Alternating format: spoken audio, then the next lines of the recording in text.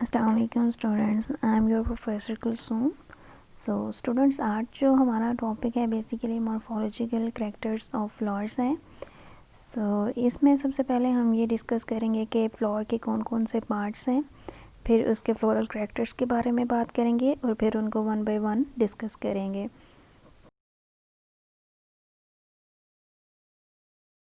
Students, आपको यहाँ पे एक फ्लावर नज़र आ रहा है जिसके डिफरेंट पार्ट्स हैं। I will discuss some parts one by one.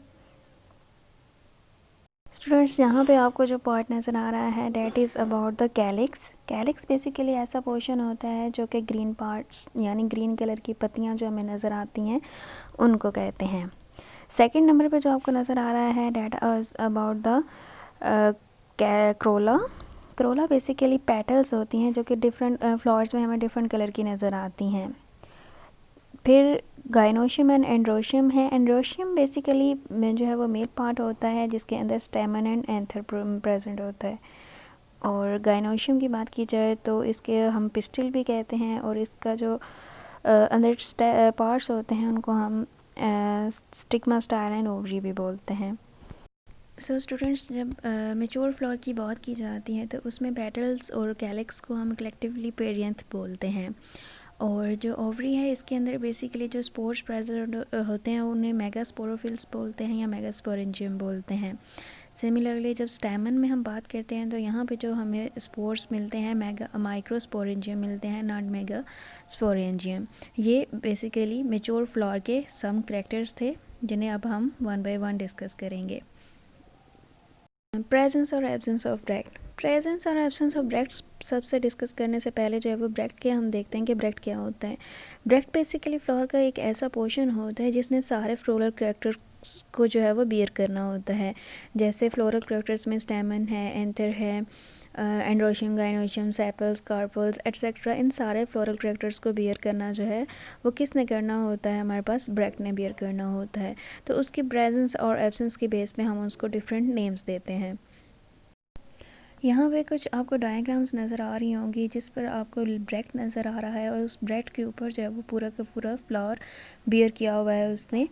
यहाँ पर डिफरेंट आपको पोर्शंस जो हैं वो नज़र आ रहे होंगे ब्रैक्ट के। स्टूडेंट्स, अब हम देखते हैं कि ब्रैक्ट की आगे से कितनी काइंड्स हैं। First of all leafy bract. Leafy bract में क्या होता है कि जो ब्रैक्ट होता है वो बेसिकली एक तो लीफ लाइक में नज़र आ रहा होता है, दूसरा उसका कलर ग्रीन होता है और ये मोस्टली जो है वो प्लांट्स के अंदर हम देखते हैं। फिर बात करते हैं स्केली ब्रैक्ट की। स्केली ब्रैक्ट में क्या होता है कि इसके अंदर हमें स्केल्स नज़र आ रहे होते हैं। इसका दूसरा नाम चफ भी होता है। ये बेसिकली हमें कुछ सनफ्लावर्स होते हैं उनके अंदर नज़र आता है। थर्ड वन पे बात की जाए तो पेटलाइट्स की जब बात करते हैं तो जो ब्रैक्ट होता है वो बेसिकली हमें पेटल्स की तरह का नज़र आता है, यानी पत्तियों की तरह का नज़र आता है। फॉर एग्ज़ाम्पल बोगेनवेलिया प्लांट्स जो होते हैं। फिर स्पेथ की बात की जाए तो ये बेसिकली एक लार्ज ब्रैक्ट होता है। जो स्पेथ काइंड है ब्रैक्ट की, ये बेसिकली एक क्लस्टर ऑफ फ्लावर्स होता है जैसे कोलोकेसिया फ्लावर्स के अंदर हम देखते हैं। फिर बात करते हैं इनवॉल्सियर की। इनवॉल्सियर बेसिकली एक लार्ज ब्रैक्ट है जिसमें हम देखते हैं कि जो इनवॉल्सियर ब्रैक्ट होता है ये बेसिकली जो फ्लावर का ग्रुप होता है उसकी बिलो साइड पे प्रेजेंट होता है। अक्सर हम सनफ्लावर का फूल देखते हैं तो उसकी बिलो साइड पे हमें ब्रैक्ट नज़र आता है ग्रीन कलर का, तो वो बेसिकली क्या होता है, इनवॉल्सियर ब्रैक्ट की टाइप होती है। फिर बात करते हैं ग्लूम्स की।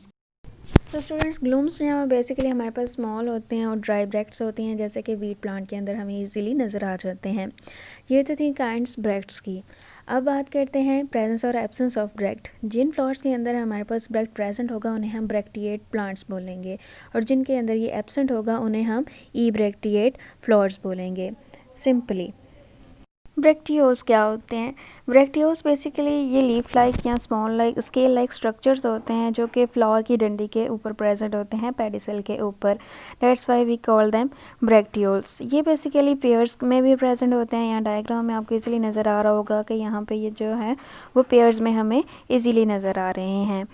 समटाइम्स क्या होता है स्टूडेंट्स के ये जो ब्रैक्टियोल्स का जो वर्ल्ड होता है ये कैलिक्स के बिलो भी प्रेजेंट होता है।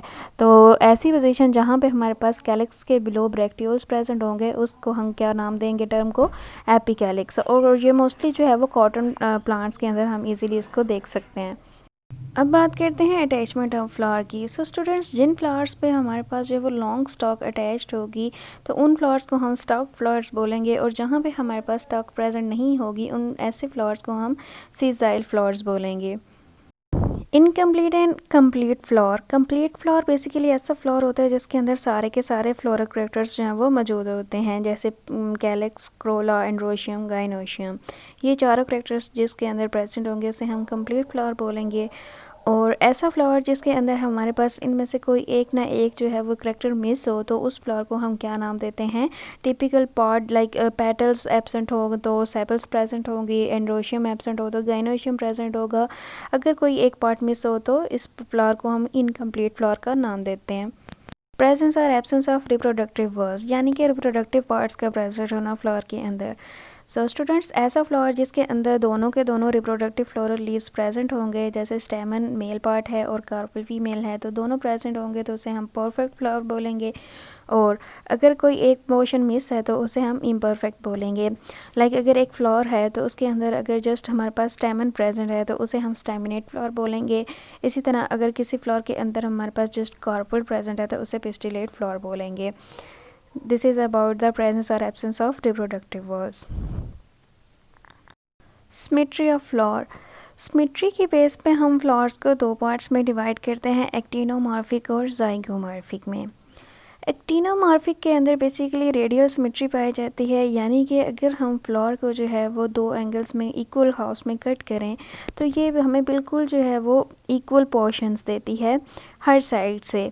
तो इस वजह से हम इसे कौन सी सिमेट्री कहते हैं, रेडियल सिमेट्री, और ये हमें एक्टिनोमॉर्फिक फ्लावर्स में नज़र आती है।